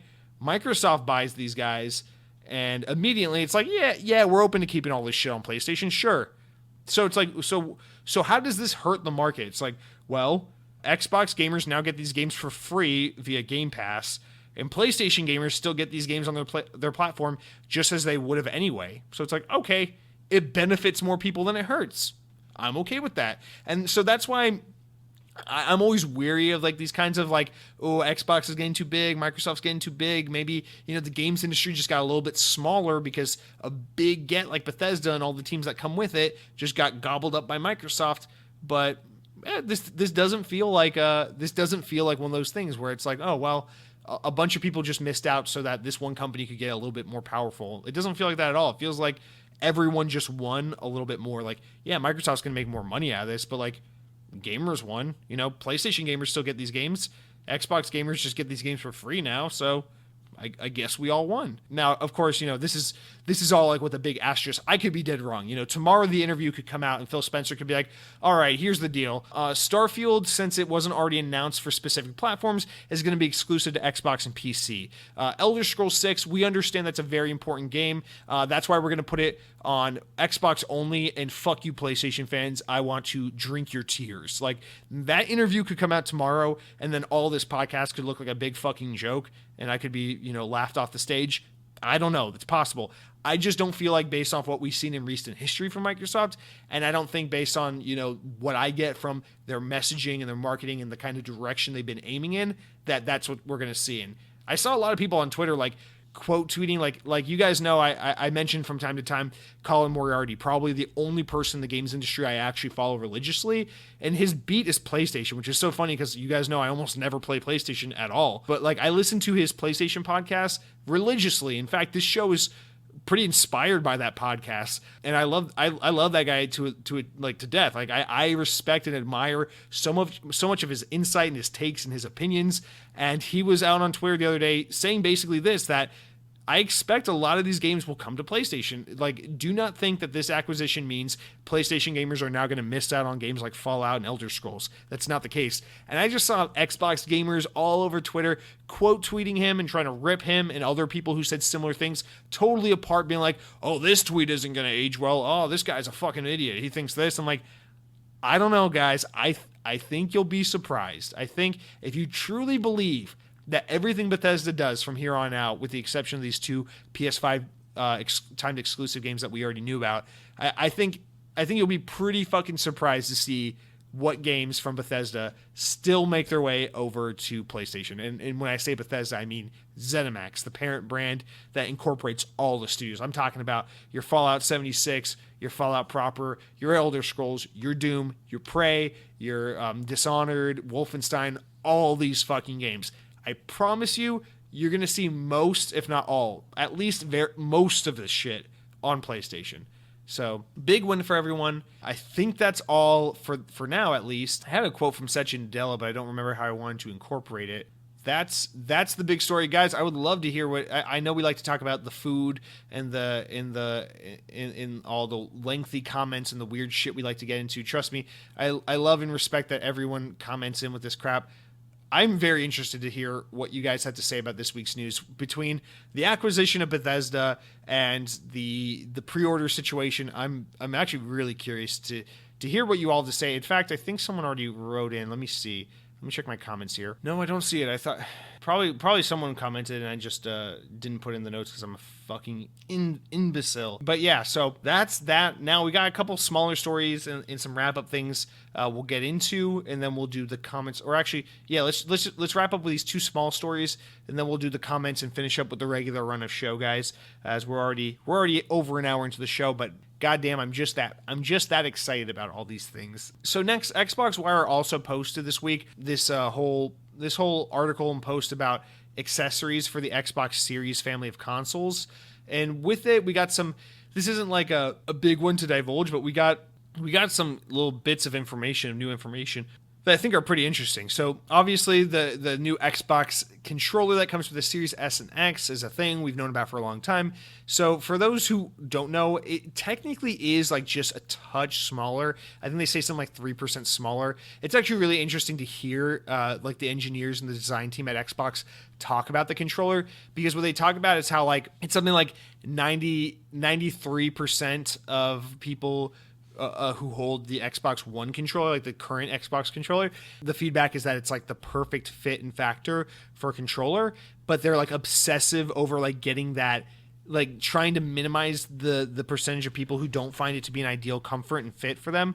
And so like there was I wish I could remember who posted this so I could give credit, but there was some outlet that was like reporting on this, like talking about like what it's like when you go to like that Xbox like design rooms and kind of see the things they're working on and stuff, and they have like these prototypes of like giant Xbox controllers, and like the whole point is like obviously you're an adult, you hold this giant Xbox controller that just feels super big and obtuse, and the idea is to simulate like what an Xbox controller feels like in your hands as an adult, and it kind of imitates what like a 5-year-old feels when they hold like a regular Xbox controller, because you know obviously like the average person like you or me picks up an Xbox One controller and it feels like the perfect like video game controller of all time. Like Xbox has like definitively not even it's not even an opinion, it's just like objectively the best controller. It just feels so good in the hands, but they're like obsessive over like, yeah, but like that's assuming you're like a standard sized adult. Like now what if you're a child and you want to get into gaming? It's like that can be a little off-putting if the sticks just feel a little bit too far apart, or you know it's just hard to get that perfect form and grip around the triggers and all that. So the new Xbox controller is technically like, I think they said something like 3% smaller, and what they're going for is like that fit where like if you're someone who already thinks the Xbox controller feels great, you're not going to notice the size difference. And if you're someone who normally found it to be like just a bit too big, like a young child, you're going to suddenly find that it's like just the right size to where it feels manageable and usable. And so it's like just kind of about balancing that controller to really fit all users as much as possible. So I think I just find that really cool. I mean, that's something that like 99% of people are never going to notice or give a shit about, but it's that kind of like obsessive detail that I just find so compelling and interesting. So I really thought that was cool. But yeah, I mean, obviously we know the big things with the controllers. It has the share button in the middle now. The triggers have been reworked a little bit, the way the bumpers and triggers kind of line up. There's a little bit more of like a curve to it. And then the D-pad looks a little nicer. It looks a little more like something between the 360 and the Xbox One D-pad. Like they kind of morphed into one perfected D-pad. So there are some slight differences. For the most part, it's the same controller, but they showed off this new color. It's called like Shock Blue, which like this Sega color blue with like a white backside to it and black D-pad and triggers. Looks like a pretty cool looking controller. And then they showed that the charging brick is coming back, the rechargeable battery pack. So, you know, 360, Xbox One had this, so now Xbox Series controllers will have it. I think it's the same one that the Xbox One uses. I could be wrong, but it's that $25 rechargeable battery pack that you put in the console. It comes with the USB cable so that you can kind of charge. You can plug it up and play it wired and charge your controller, and they can unplug it and get a nice 10-hour, what is it? They're quoting like I think it's like a 10-hour battery life or something like that. I could be wrong. Don't quote me on that. But yeah, so the bigger thing from all of this that they announced is in regards to the Xbox Design Lab, the thing online where you can make and design your own controller. So a little quote from this announcement. It says, "As we look ahead to a new generation of Xbox accessories, Xbox Design Lab is also preparing for its next evolution. Beginning on October 14th, Xbox Design Lab will be going offline temporarily so that we can bring some updates, returning back in 2021. So obviously, this is their way of saying, they're gonna sunset the ability to probably make Xbox One controllers on the Xbox Design Lab, and they're gonna bring in, change the molds and kind of change up the system and the features and the options to kind of make it suited for Xbox Series controllers, and then they'll probably bring some new options and things like that in as well. So obviously October 13th, last day that you can get your order in before it goes offline till sometime in 2021. I don't know how long that will be. It's a vague 2021, so hopefully it's not like a full 12 months. Hopefully it's like a spring 2021 thing, but that's just something I wanted to put out there. If you're someone who's looking to design your own Xbox controller on the Xbox Design Labs, that feature will be going offline for a undetermined amount of time, beginning October 14th and running into sometime next year. So I just wanted to bring that to light, just because I don't want to catch as few people off by surprise as possible. Take care of my Xbot fans out there, my fellow Xbots. So that's kind of the update on that. And I think the last big thing with that is, obviously we saw a PlayStation that prices for all the accessories were going up by like $10-20 or whatever. Xbox controllers are going to stay at the same price. So an Xbox Series controller, $60, just like it currently is. In fact, on Best Buy today, they were on sale for $50. So you can already get this unreleased controller for a discounted price on BestBuy.com, which is great. $50 from Best Buy, and then DualSense for the PS5 is what they say, $70 or $80. So it's it took a price hike just like their games. Xbox, you're saving money on accessories. So it's just a gift that keeps on giving. $25 for the battery pack that not many people buy anyway. $60 for the controllers. Controllers are on sale right now for $50 on Best Buy. Do yourself a favor. Go ahead and splurge on some Xbox controllers. And if you're looking to use the Xbox Design Lab, make sure you get your order in before October 13th so that you can do your thing and hang out with your friends or whatnot.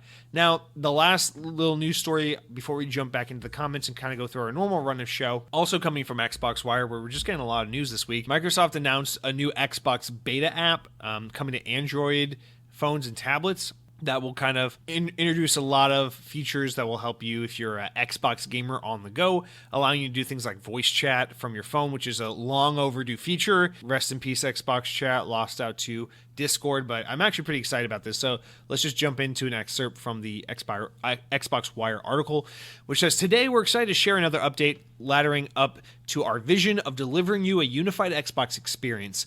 An all-new Xbox app in beta on mobile is now available on Android phones and tablets. The new app has been rewritten from the ground up to make it easier for all gamers to stay connected with your friends, games, and fun at home, whether you're on the go or at home, no matter what device you prefer to play on.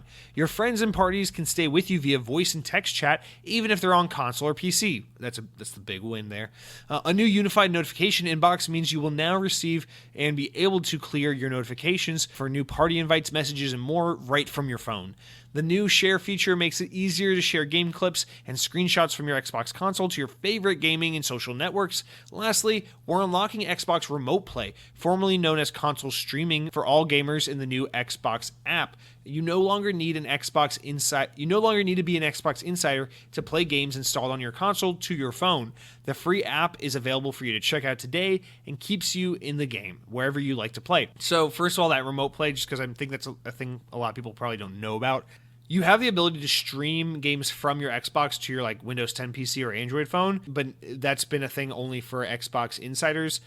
I know I had access to that. I tried it once with Halo 5, but my internet was shit and it kind of lagged a lot.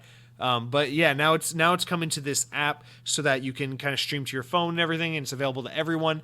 The app is called Xbox app, and then in parentheses beta, kind of like that PC app that was out for the longest time until recently. So go ahead and download that now, Android users. But that's the big thing, is finally you get party chat and group texting and all of that on your app. So someone can be. This is the best part. Someone can be like. You could be in a party with one friend who's on Xbox playing Halo 5, or you could be like playing Halo 3 ODST Firefight. You got one dude on PC, one dude on Xbox, one dude on phone, all in a group chat, all gaming alongside each other, all because the power of where you want to play. This is where Xbox is headed, guys. This is the the beauty of Xbox. And that person on phone could be remote streaming it from his Xbox to his phone, or he could be using xCloud. He can do whatever he wants because he's an Xbox gamer. No one tells him how to play. He decides how to play. That's because he's an empowered and individual gamer, what have you. So I don't know. I just think that's pretty exciting stuff in the game. In the app, for those wondering, yes, it does have all the look and aesthetic UI appeal of like the new Xbox dashboard that we're seeing kind of slowly roll out on Xbox One as we head into the series generation of consoles. Guys, I'm really excited about that. The other thing is they were talking about how, like, where did I see this? I don't know where I saw it. I don't think it was on this article. I think it was on a different one. But they were talking about how the Xbox, what's that app called on Xbox? Studio. It's the app where you get to like edit your clips and like upload them and add effects to it. How that's going away, and it's going to be, the new share button on Xbox Series consoles is going to take you to a tab where you can edit and upload videos, but it's going to be a little faster and snappier and easier and kind of introduced into the or injected into the share menus now instead of its own separate whatever that app was called. It was called like Studio or something like that. Design Studios, Edit Studios, or something like that. So that's going away as we head into Xbox Series X. Which is exciting, kind of sad. I hope they don't limit the amount of like filters and features and transition effects. And it kind of felt like a light like video editing software built into the Xbox. I hope they're able to keep most, if not all, that stuff. Maybe add to it rather than minimize it. For whatever reason, I'm just afraid that this new share integration is going to really minimize the amount of editing and kind of effects you can put on these clips. But we'll have to wait and see. I feel like that was a feature that wasn't too heavily used on Xbox, so I wouldn't be surprised to see it kind of take a back seat or just change in a more basic way as we head into the new generation. But nonetheless, wanted to make you weary of that. It can't be that popular if I couldn't even remember the fucking name.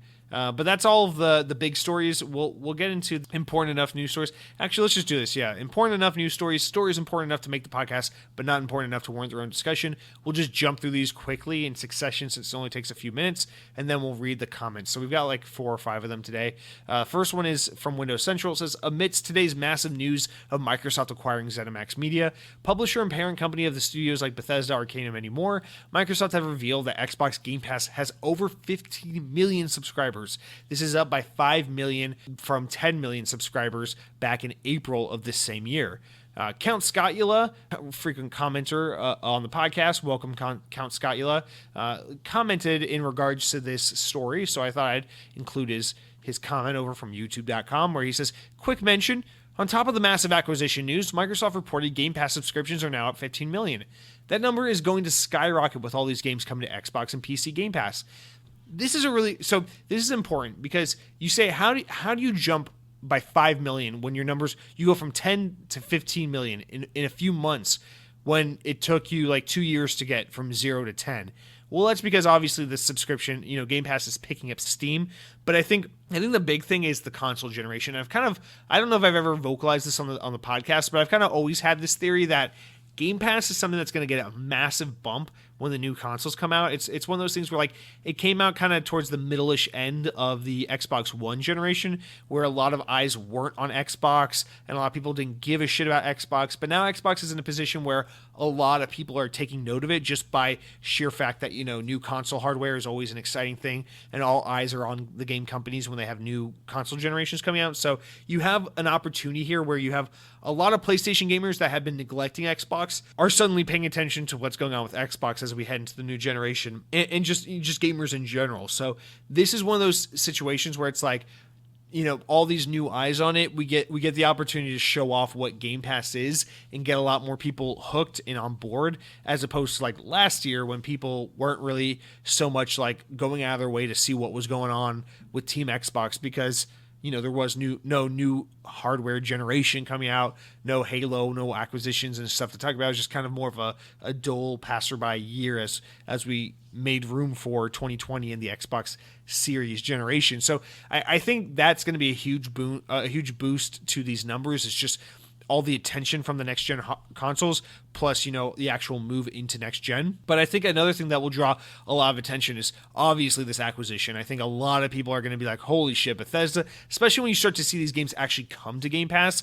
You gotta imagine, like, when games like Halo Infinite or Starfield like actually come out, like when those games are actually like imminently releasing, you're gonna see numbers of Game Pass start to jump like crazy, because those are the kinds of games, those are the killer apps that make people go, okay, time to stop flirting with Game Pass and to finally, hit subscribe. Like, I need to play this game. Those are going to be the kinds of things that give you big jumps. So unlike Xbox Live, which has more of like a gradual build of like as more people adopt the console, more people adopt the service, Game Pass is one of those things where it's like as more people adopt the platform and the games, you'll see those numbers jump. So the more Xbox can get compelling kind of AAA killer apps on Game Pass, the more you're going to see people just flock over to it. So that's why you're kind of seeing it like exponentially grow all of a sudden. And this is great news. 15 million subscribers for a service that's not even 3 years old yet, and it's on the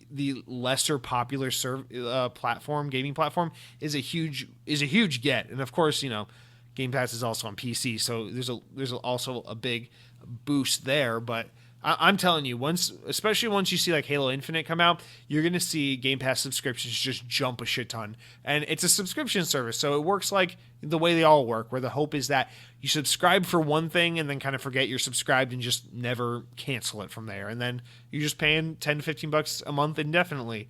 So that's really impressive stuff there. And we're going to, like I said, we're going to continue to see Game Pass just like increase exponentially as we head into the next generation, as new people start to acquire these new Xbox consoles, and as these new big games start to hit the service. Next quick one, Gears Tactics will be released for Xbox consoles on November 10th. So we finally have a release date for this, and it is the launch day of the Xbox Series X and S. And the game is now available for pre-install on Game Pass. I already have it pre-installed on my console. Watch the launch trailers out now. Shows new features coming to Gears Tactics on all platforms, including the new playable character Jack, who was first introduced in Gears 5. Next, while we wait with bated breath for Bright Memory Infinite, FYQD Studio and publisher Playism have announced that the first Bright Memory is joining the growing ranks of Xbox Series X and S launch titles, debuting on consoles on November 10th, 2020. This will give players a chance to jump into the first game in the series, which is an insane action-packed shooter packed into a relatively modest game. Bright Memory Infinite, the sequel, the one that was showed off earlier this year for Xbox Series X, will of course be released sometime in 2021. Next, a listing for Halo Infinite was spotted on Best Buy's website. It's listed for $130, and along with it comes the Halo Infinite itself, a Master Chief statue, and a steelbook case for the game. The statue can also be purchased individually for $60, and pre-orders are live right now. Next, and this is the sad one, Disintegration, that really unique RTS first-person shooter hybrid game that came out, was led by ex-Halo developer Marcus Leto, who worked on Master Chief himself from the early Halo days. His new Studio V1 Interactive team behind it. They have announced that multiplayer modes will be slashed from the game in the coming months and will be completely removed from the game by November 17th. So multiplayer will be totally unplayable. They've already started by, as they've noted on their blog post, that as of today, they will immediately remove the in-game store from the game, and then the multiplayer will completely go offline in November. On the blog, they say, quote, unfortunately struggling to build a significant audience necessary for a compelling multiplayer experience is the lead cause for this, and that the decision to sunset the multiplayer was made after careful consideration. Single player will, of course, go untouched. So I thought that was really sad as someone who really liked that game and really wished it kind of took off more and sold a little better. Really sad to just see that all those bright new developers and that veteran staff just kind of put this new thing out into the world and hope that someone would pay attention to it and just kind of watch it fall flat on its face and totally bomb. And then the last thing, the one I didn't even include in here, but I'd be remiss if I didn't note, on any other week this would be a bigger story. Halo 3 ODST is now on PC as part of the Master Chief Collection. You can go and download it now. And with it comes Firefight, the best multiplayer horde mode outside of Call of Duty Call of Duty World at War Nazi Zombies. Such a good Horde mode. It's now officially out on PC and, on Xbox, where we've had ODST on the platform for years now. We finally also got Firefight on the console version as well. So you can play the game, the campaign, and Firefight across both platforms. It's out now. You are a total fool if you don't play this. Halo ODST Firefight is just an immaculate special game mode, and I cannot wait to jump back in. Maybe I can get my brother to play this weekend, or maybe I'll just go play with a bunch of cool PlayStation guys because all my Xbox games are on PlayStation now. But that's gonna do it for all of our news, guys. Let's circle back to the top of the show. Go through some comments, shout-outs that come, of course, from YouTube. You can find me on Second Best Gaming on YouTube. You'll see the Xbox On podcast playlist there. That is where people go to leave their comments, write their stupid shit, talk about food, talk about video games. We talk about it all here in the comment section, guys. So our first one here comes from none other than the good Mr. Lethal Migraine. Tenali Maya, maybe a little jealous of my affinity for Lethal Migraine. Listen, Lethal Migraine's a good guy. I don't care if you think sometimes his takes are a little too hot. I don't care if you think sometimes maybe he's a little too brash. I don't know what you think about him. I see you there poking at Mr. Lethal Migraine. I say you leave Lethal Migraine. Leave him alone. He's a good guy, supporter of the show since early days. Kind gentleman. Happy to have him here commenting. Be nice to Lethal Migraine. It's okay to pick on him every now and then. I think everyone deserves to get picked on from time to time, but be good to Lethal Migraine. He's been good to all of us here. Now, with that said, allow me to totally rip Lethal Migraine to shreds because his comment here reads, "There is no good Mountain Dew." Now, you have two other sentences, but I can't even get to them because you say, "There is no good Mountain Dew," and then you have the audacity to put two of the crying hysterically emojis. As if you think that's funny to say. You think that's like some kind of joke. There's no good Mountain Dew. What the fuck, man? There are no good teachers. There are no good parents. There are no good Christians. You don't believe in Christianity, therefore all Christians are evil. You think all businessmen are just inherently evil because, they run corporations or they run businesses and they make money. You think just everyone's immediately evil, like we're all Nike with Chinese slaves in these sweatshops working on sneakers for the American people. You think that just makes everyone evil? You think that puts like small business owners who just try to own an honest to God mom and pop fish bait shop, you think that puts them on the same level as Nike? Just there's no good Mountain Dew. I got news for you, Lethal. There is no good Lethal Migraine. Fuck you. Mountain Dew is not only the best soft drink brand in the history of the universe, it's a cultural phenomenon. It's a way of life. I would not be where I am today without Mountain Dew. I have a very successful relationship with a girl I love very much. I have a wonderful Xbox podcast with a small but growing audience, and I'm very grateful for it. I have a wonderful day job that pays my bills, and I can't remember what the company's called or what I do at it because I'm not all that invested in it. And I got all those things, and I got to where I was, not because I worked hard, not because I studied hard in school and I tried hard to be a good Samaritan. I stayed out of trouble. I made the right decisions. I saved my money. That has nothing to do with anything. My plight in life, the kind of family I was born into, where in the world I was born, the color of my skin, my gender. None of these play any factor into who I am or what I have or how I got to where I am in my life. That is all irrelevant. Mountain Dew is the drink that defined my character.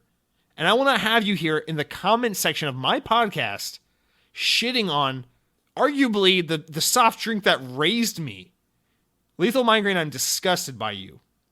Now, you continue to say Dr. Pepper is where it is at, and I will say I love Dr. Pepper. Dr. Pepper is a fantastic soda. It's up there.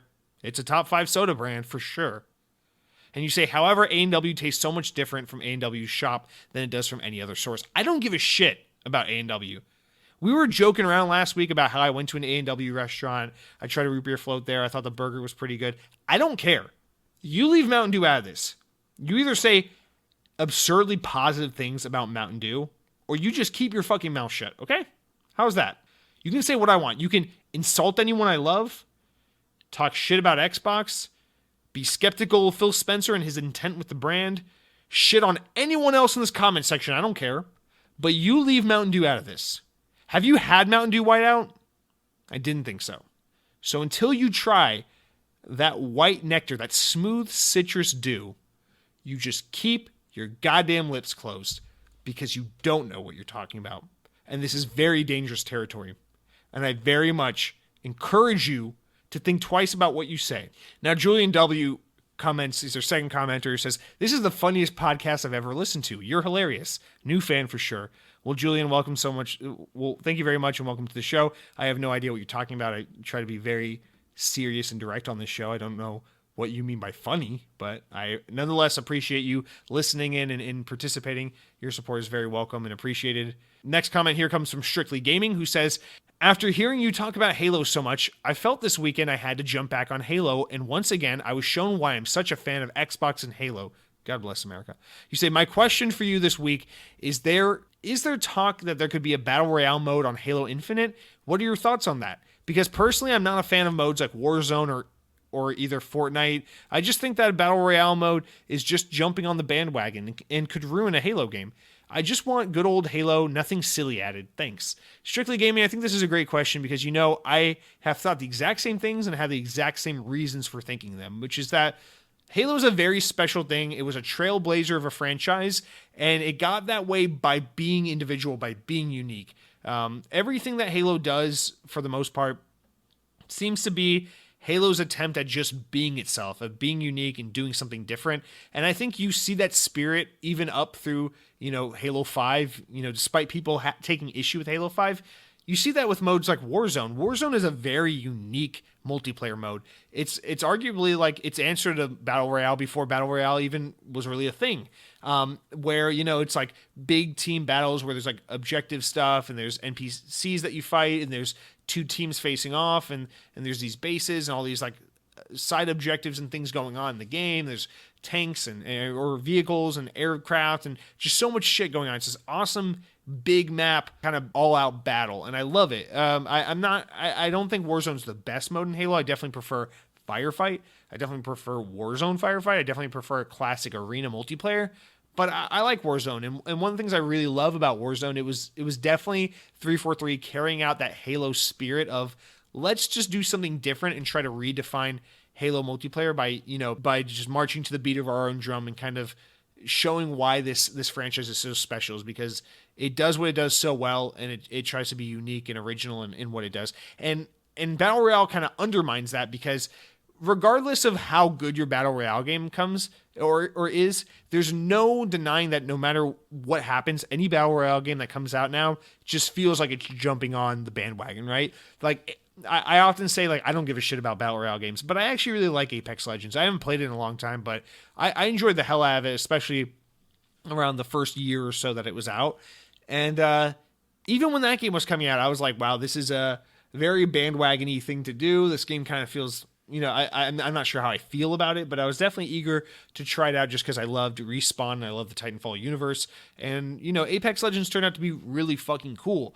But now we have just even since Apex has come out, we have so many Battle Royale games. Everyone's trying to do it. EA's got multiple ones. Ubisoft just got one. PUBG's kind of dead. Fortnite's still the biggest thing in the fucking world, even though it's not an iPhone anymore. And it's just this kind of thing where it's like, Halo is special. Halo should be being Halo. It shouldn't be concerned with trying to like keep up with the trends and being cool. It should just do what Halo does. I agree with you, but here's the honest to God truth. This is the story, I believe. There are a handful of insiders who said a couple of years ago, and I think I mentioned this on the podcast, that 343 was ready to show off a Halo 5 Battle Royale mode. I think this was E3 2018, I want to say. But they had a trailer queued up and everything. It was going to be part of the Xbox show that year at E3, and they were going to reveal a Halo 5 Battle Royale mode that was going to be implemented into the game. And then during that year's E3, like a day or two before Xbox's showcase, they saw EA show off that Firestorm mode for Battlefield 5, I think it was. It's the Battlefield 5 Battle Royale mode. And they saw kind of like the immediate backlash it got, and everyone was like, oh, this is bandwagon-y, and we don't want this, and Battlefield 5 doesn't need this, and blah, blah, blah. And immediately Microsoft and 343 were like, okay, we're yanking this from the show. They just took it out. They didn't announce it. It just kind of quietly died. And a lot of the speculation has been that they kind of came back to it and thought, no, we're gonna do this, and it made its way into Halo Infinite, and now the plan is that Halo Infinite will, whether it's at launch or in the future, at some point launch or have some battle royale component to it. And I'll be honest, I think that's a big possibility that it happens. I'm not crazy about it either, but I think there's a possibility for it. It's just battle royales are too lucrative. There's too many of them doing well, surprisingly. And, especially since Halo's multiplayer is going to be free, Halo Infinite's multiplayer is going to be free, I think that gives them a big upper hand in making this thing take off, because if Halo Infinite is a big and successful game, it's going to have this thing going for it where it's like, okay, well, it's Halo and everyone loves Halo, and then it's a battle royale, but it's also free to play, so you don't have to, it's like this known brand, it's this thing everyone loves, the new game's doing well and people are talking about it, and you can get in on the battle royale for free. So I think it's going to be a very alluring thing. Plus they'll have it on PC, since Halo Infinite's also going to be on PC. So I'm afraid that this is going to come to Halo, but I agree with you. I'm not crazy about it. Now, if they can find a way to really twist the formula and turn it on its head and make it unique, maybe they can win me over. Again, I like Apex Legends, so maybe they can make this work out. But yeah, I just don't expect it to not be there, because I think there's still a possibility for it, especially with Halo kind of turning into a platform and the multiplayer being free to play. I think that lends a lot of room for them to do a battle royale, but I'm with you. I would prefer to them to focus their development time and their energy on something new and creative, or just on doubling down on what they're already working on. But I don't know, man. We might see it. Not crazy about it, but we might see it. And now our penultimate comment for the week, Count Scottula coming in for a second time. Can't get enough of this guy. He says, great show once again. One thing about Game Pass profitability that people sort of overlook is the microtransactions in every game as a service, which is most games now. Microsoft gets a cut of every single dollar spent. I started playing Rocket League after it was added to Game Pass, and I'm ashamed to admit how much I've dropped on that game. I'm sure Microsoft gave EA some big incentive for throwing in their catalog, but EA gets free advertising and access to 10 million gamers, 15 now, that may buy something or upgrade to EA Play Plus. As Game Pass grows in subscribers, developers will want to jump in and get such a large audience. With PC in the mix now, I believe Game Pass could have 50 million subscribers or more by the end of 2022. That's a lofty goal, if they keep getting third-party games and release some amazing first-party titles. So yeah, this is a great point. And I think this is why you see things like Destiny coming into Game Pass, is because Destiny, people who have Game Pass are going to get Destiny 1 and 2 or Destiny 2 and all of its expansions for free through Game Pass. And so it's like, okay, well, how's Bungie making money off of this? Well, obviously Microsoft's giving them some money for having the thing in Game Pass, but also it's like, that's just like you said, that's free marketing to have it available to so many new people. It'll bring a lot of new people on board, and then they'll be able to spend money on microtransactions. And in Destiny, they buy that currency called silver. If you're a nerd, you buy that, or you buy like the season pass. They have the season passes for like all the in-game gear and shit like that. And you sell a lot of that stuff by saying, okay, well, now we're going to give you the expansions for free if you have Game Pass, but it's going to give us a bigger pool of players, which means more people buying season passes and silver and things like that, microtransactions within the game. I think you're absolutely right. That's a huge draw, and we've seen like reports of like developers talking about how Game Pass has been a great thing for them. It's getting a lot of eyes on their game. Microsoft's giving smaller developers whose games would have otherwise not sold very well money to be on the service, which is getting a lot of people playing their games and money to fund these studios. And then, yeah, with games like Rocket League, which is actually leaving Game Pass now because the game's going free to play, you're seeing like exactly what you're saying. More opportunity for a bigger audience of people to get on the game and therefore spend money on microtransactions. So this really does seem to be, I'm still wary of Game Pass because I feel like at some point there's going to be a big old downside to Game Pass. It just, we haven't seen it yet, and I'm still nervous about it. But you're right. This is a perfect example of why this is such a great deal for everyone involved. I hope it just continues to be that way. But thank you for writing in. Now, our last comment of the week is Tanali Maya. Been ignoring you a little bit lately, huh? You seem like you got a little bit of a chip on your shoulder. So let's read your latest comment. You say, Doom. Microsoft Studios now owns Doom. Quote, Ryan McCaffrey. I don't know if he actually said that or not, but I appreciate you for some reason quoting IGN's Ryan McCaffrey on this podcast, but there you go. You say, under normal circumstances, I would be tempted to ask Mr. DeRosa about his thoughts on the huge Bethesda acquisition or about the latest market research numbers slated in Game Pass subscriptions to 15 million and growing. But I'll take a page from my simple friend, Restorative Brain Freeze, which I know is a little bit of an opposite kind of tease at lethal migraine. You say, and I'll ask something guaranteed to make the air. Jesse, Coke or Pepsi? Now, I see you kind of poking a little bit, talking down to me a little bit. Something that's guaranteed to make the air. Oh, you don't want to talk about Xbox. You want to talk about stupid shit like food or Coke or whatever. Yeah, you're not wrong, Tenali. You're getting the hang of it. If you leave me a long comment about Xbox, I don't fucking know. Go ask someone who does an Xbox podcast about that. Ask me about Coke versus Pepsi. Popeyes versus KFC. And now we've got something to talk about. You're getting the hang of it, and I'm happy for you. So you say, Jesse, Coke or Pepsi? Canned shocked reaction. Really? Wow. Why would you choose insert beverage name here over insert opposing brand name here? Now that's wild. Tell us more. About 20 minutes worth more, please. And now I get you're joking, you're being condescending. You're like, oh, this is what you'd rather talk about than Xbox. But yeah. So to answer your question that I know you're not really asking for a serious answer. It's rhetorical. You're trying to make a point. You're trying to pick at me a little bit. I'm going to answer your question seriously anyway, because this is a good question that needs answering, and that's what I'm here to do. Now, Coke or Pepsi? Pepsi. I'm not a fucking heathen. I know Coke. Listen, I'm from Atlanta. I'm from Atlanta, Georgia. That's the home of Coca-Cola. I went to college within walking distance of the world of Coke. It's a fucking museum dedicated to Coca-Cola. You think I'm not from Coketown? Listen, I am from Cokeville. I'm from where everyone's on Coke. Everyone's doing Coke all the time where I'm from. And I still go with Pepsi because I'm not a fucking heathen. I know Pepsi's better. Pepsi just is better, and I'm really tired of this conversation. People just default to Coke because it's like if you don't like Coke, you're like some Nazi or something. Listen, Coke is good. They're both good. And I agree with the age-old comment that a Coke at McDonald's tastes extraordinarily well. Yes, I love an ice-cold Coca-Cola with a McDonald's cheeseburger. I love an ice-cold Coca-Cola at a sporting event. You ever go to like a baseball game and have a Coke? Fuck beer. You ever go to a baseball game and have an ice-cold Coca-Cola at a baseball game? God damn, that's good. It's so good. In the souvenir cup with the ice, for some reason, it just tastes different. Coke is so good in those circumstances. I get it. But if I'm like...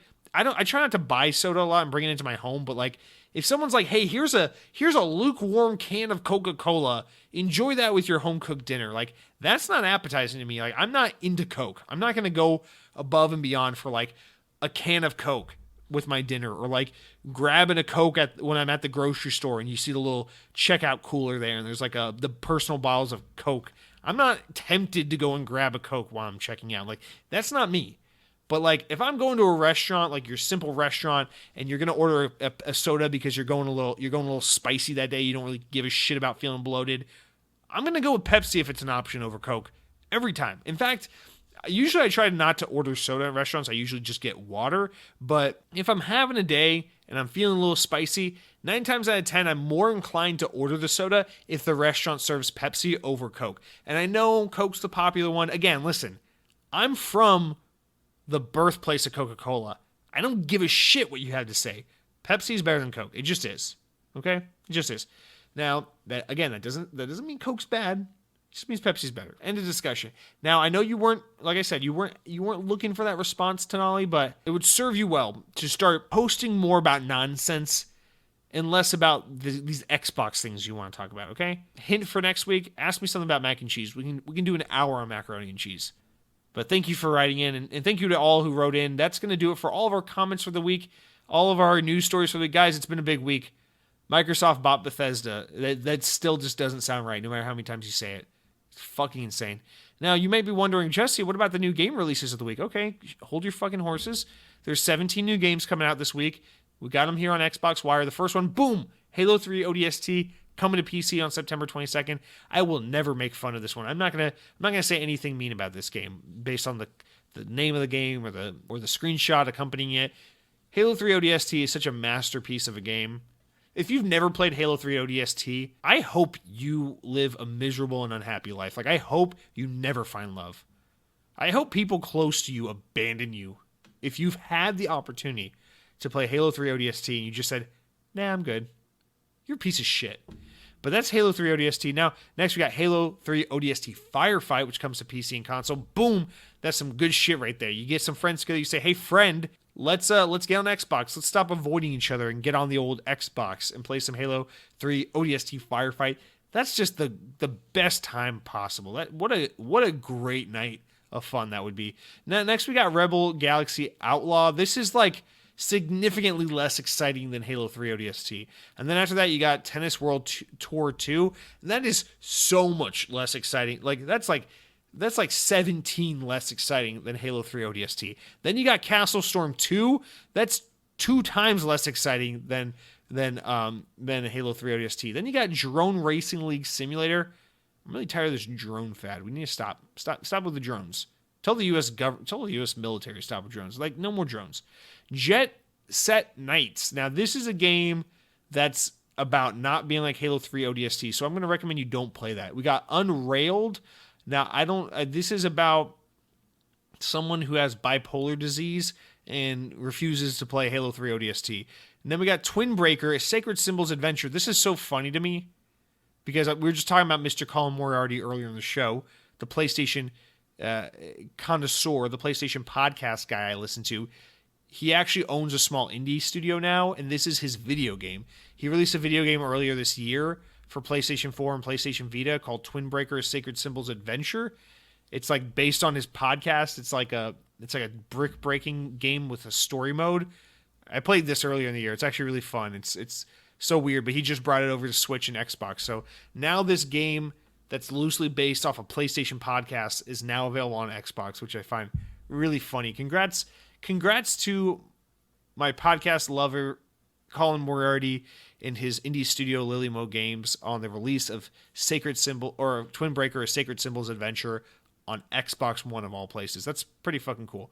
Now, Going Under is our next game. Now, Going Under is about an investigative reporter who looks into people who haven't played Halo 3 ODST and studies the psychology behind why they refuse to play such a masterpiece of a game. And then Little Big Workshop is a game about the team at Bungie when they were workshopping Halo 3 ODST, how they knew they had a massive success on their hands. Our next game here is called Mafia Definitive Edition. This is a remaster of a detective game where you investigate people who refuse to play Halo 3 ODST, and in most instances have to shoot them for not having played the game. Our next game is called Nexomenon Extinction. This is one of those weeby-ass Pokemon ripoffs. So if you're looking for a Pokemon ripoff, that's what you got there. Next here, we got Port Royale 4. Port Royale 4 is a game about getting on this nice pirate ship and going to a beautiful tropical island, escape, getaway. And when you arrive at the island, you find out that they have these beautiful, lush resort huts that you can stay in, and they're all equipped with Xbox 360s playing Halo 3 ODST, so it's just the best vacation ever. Next, we've got Sentinels of Freedom, which I think is what they call the ODST in Halo 3 ODST, and then we got Shotgun Farmers, which you might remember, this was in the list last week, so I guess it got delayed by a week, but the game still looks kind of wacky. I kind of want to play it. And then finally, we got Troll Hunters Defenders of Arcadia, which is based off that DreamWorks Netflix TV show, which I think is about a bunch of kids who go home after school and play Halo 3 ODST Firefight and have the time of their life. So that's all the game releases of the week. Make sure you play Halo 3 ODST Firefight. And then, for a reminder, Games with Gold is this thing where you get free games, but it's not Game Pass. So, reminder, for the rest of the month, you can still download Tom Clancy's The Division 1. And then, from now until October 15th, you can download The Book of Unwritten Tales 2. The Blob 2, you missed out on that shit. You can't download it anymore. And then finally, Armed and Dangerous, an OG Xbox game. You got that available for the rest of the month. And with that said, guys, that's going to do it for this week's episode of Xbox On. I'm very curious to hear your thoughts on this Bethesda acquisition. I'll say it one more time. Microsoft bought ZeniMax and now owns Bethesda. Microsoft now owns id. Microsoft owns Doom. Master Chief and Doom could be in a video game together.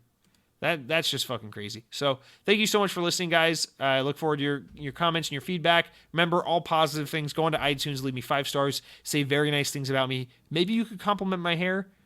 I noticed not many of you have complimented my hair. That's something I would like to see reflected in 5-star reviews going forward. And until next time, and that is if you could get your hands on an Xbox Series X pre-order, then you can power your dreams.